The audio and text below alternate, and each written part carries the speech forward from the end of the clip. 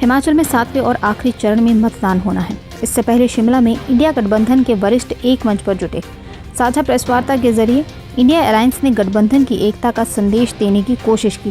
साथ ही देश में लोकतंत्र और संविधान बचाने के लिए विभिन्न दलों के साथ आने की भी बात की। इस दौरान कांग्रेस सरकार में शिक्षा मंत्री रोहित ठाकुर, पूर्व विधायक राकेश सिंघा, आम आदमी पार्टी के प्रदेश अध्यक्ष सुरजीत ठाकुर ने साझा प्रेस वार्ता की। सुक्खू सरकार में शिक्षा मंत्री रोहित ठाकुर ने कहा कि लोकतंत्र और संविधान बचाने के लिए आज सभी लोकतांत्रिक राजनीतिक दलों ने गठबंधन किया है। उन्होंने कहा कि देश में 4 चरणों में चुनाव हो चुके हैं और शुरुआती रुझान ये बता रहे हैं कि इन चुनावों में इंडिया गठबंधन का अच्छा प्रदर्शन रहा है। कि राष्ट्रीय स्तर पर हमारी प्रोग्रेसिव, प्रगतिशील, डेमोक्रेटिक और सेक्युलर पार्टीज ने जो एक अलायंस बनाया है और उसी क्रम में हमारे प्रदेश में भी जिस सोच के साथ, क्योंकि 24 का चुनाव बहुत ही महत्वपूर्ण चुनाव है, भारतवर्ष की आने वाले समय की दिशा और दशा क्या होगी इस चुनाव में निर्भर है।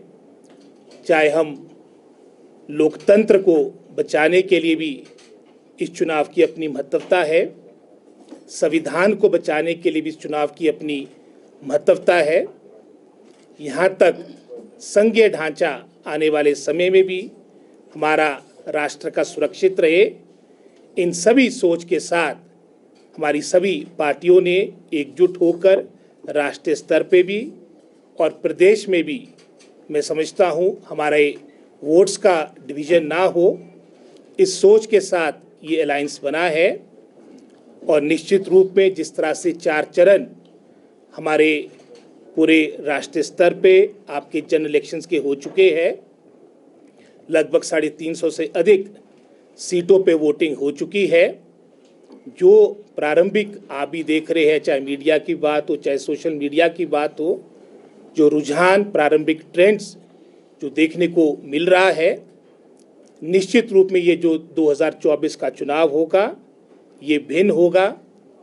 14 और 19 के चुनाव के दौरान जो बहुत सी घोषणाएं की गई थी, जो धरातल पे कहीं दिखती नहीं है, आज चाहे प्रदेश की बात हो, चाहे राष्ट्र की बात हो, जैसे मैंने इन 4 चरणों की बात आपसे साझा की, तो सभी जगह हर स्टेट में हमारी इंडिया अलायंस की, मैं समझता हूँ, एक अच्छा प्रदर्शन देखने को मिल रहा है।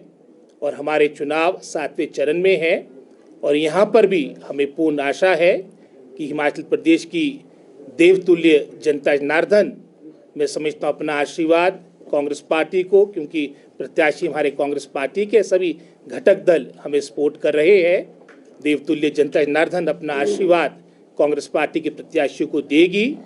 क्योंकि हमारे हिमाचल के चुनाव वैसे तो हमारे जनरल इलेक्शन है, इसमें राष्ट्रीय स्तर की सारी बातें हैं, लेकिन जिस तरह से भारतीय जनता पार्टी ने सरकार को ऑपरेशन लोटस के तहत डिस्टेबलाइज करने का भी प्रयास किया, ये भी प्रदेश में एक प्रमुख मुद्दा बन चुका है।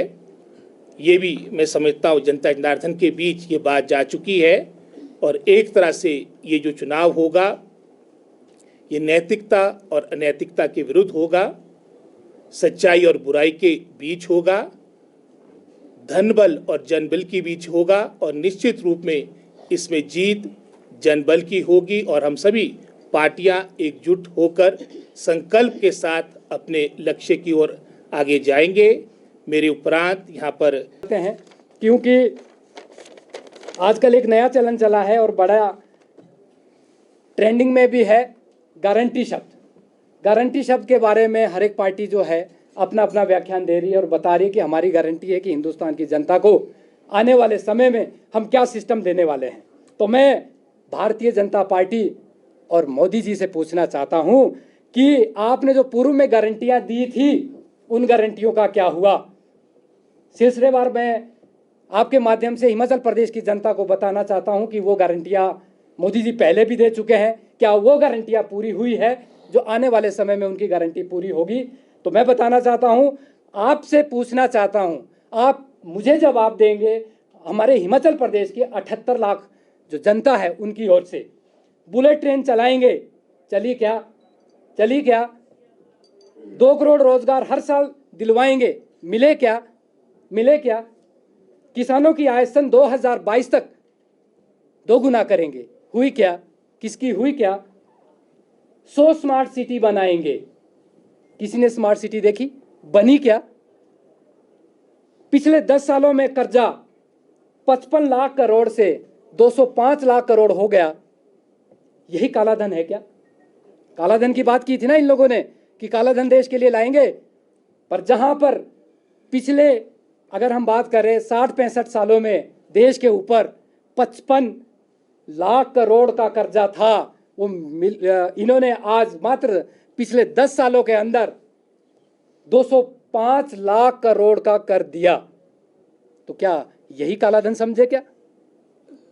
गंगा साफ करने की इन्होंने सौगंध खाई थी, गंगा साफ हुई क्या। पेट्रोल का दाम इन्होंने कहा था कि 35 रुपए होगा हमारी सरकार बनते ही, क्या 35 रुपए हुआ क्या। सिलेंडर 430 से जब ये सत्ता में आए थे, मोदी जी जब सत्ता में आए थे, तो गैस का सिलेंडर हमारी चूल्हे का जो गृहिणियां जो जलाती है अगर उसकी बात करें वो 430 से 1100 हुआ। महंगाई रुकी क्या। इन्होंने बोला महंगाई को भी कम करेंगे, रुकी क्या। स्वागत, और मैं समझता हूँ इसमें कुछ अधिक अब जोड़ने के लिए नहीं। जो रोहित ठाकुर जी ने जो सबसे बड़े घटक है हिमाचल प्रदेश में इंडिया गठबंधन के, उन्होंने जो बात रखी है, मैं सीपीआईएम की ओर से उसका अनुमोदन करता हूं, उसको सपोर्ट करता हूं। और सिर्फ एक बात को ऐड करना चाहता हूं, आज़ादी के बाद जितने भी चुनाव हुए हैं हम समझते हैं और हम उसको असेस करते हैं कि ये साधारण चुनाव नहीं है, असाधारण, और जिसके बारे में ज़्यादा व्याख्या भी नहीं करना चाहता। आप जानते हैं कि ये सुप्रीम कोर्ट के हस्तक्षेप से दिल्ली के मुख्यमंत्री महोदय जो अरविंद केजरीवाल है उनको रिलीज किया गया, क्योंकि हमारा संविधान ये कहता है कि लेवल प्लेइंग ग्राउंड आप देंगे।